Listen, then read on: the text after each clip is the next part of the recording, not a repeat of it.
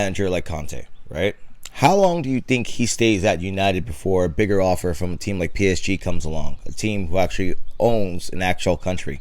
As much money as you think United makes, it's nowhere near the comparison as a team like PSG or City actually have.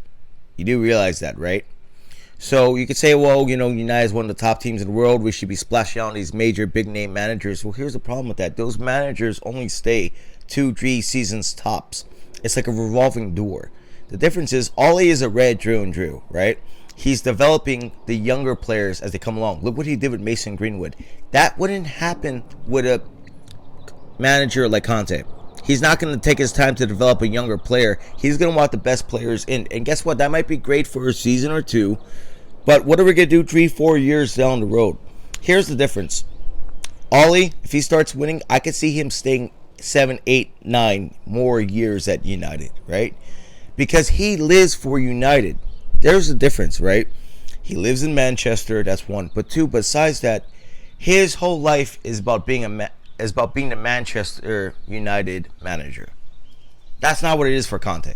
Conte, like Pep, which is nothing wrong against this, their personas are about being top-tier managers, traveling the world, looking exclusive, coaching for the best teams in the world.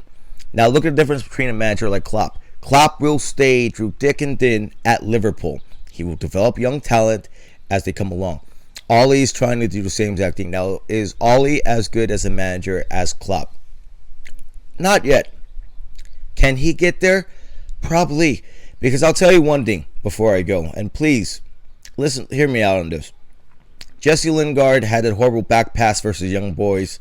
We all know the story. Young Boys win 2-1. Okay, that was a horrible called game 2 by the referees. I mean, they really had it out for United. I'm not saying because I'm biased, which I am, but anyone could realize that. But the thing about Jesse Lingard is this. He lost all his confidence. He was made the scapegoat for those couple days. People made fun of him in the media, on Twitter, blah, blah, blah, all these different things. Ole had the confidence instilled in him to say, I'm putting you in. I'm taking out some of our best players. Go score us a goal and win this game. And what did Jesse Lingard do? He scored a goal to win the game. That's the type of manager I want. I don't want a manager who, once a player screws up, you're out, you're done. I want a manager who believes in his players, like Sir Alex used to do. When Roy Keane would get a red card, when his tempers would overflare, he would get a red card, he would screw up on the pitch, he would cost United the game. Sir Alex would actually give him a pat on the back as he was walking back to the dugout. He would say, it's okay. It's only a game. That's the type of manager United need.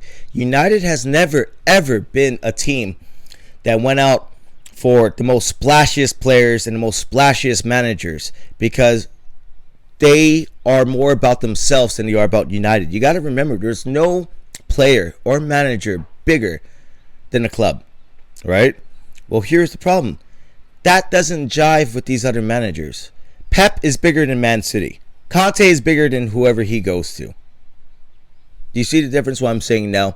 So we can say, as United, we make so much money. We're one of the top 3-4 teams in the world, brand marketing-wise, and throughout all sports, and we should be splashing on these major, major players and coaches and managers.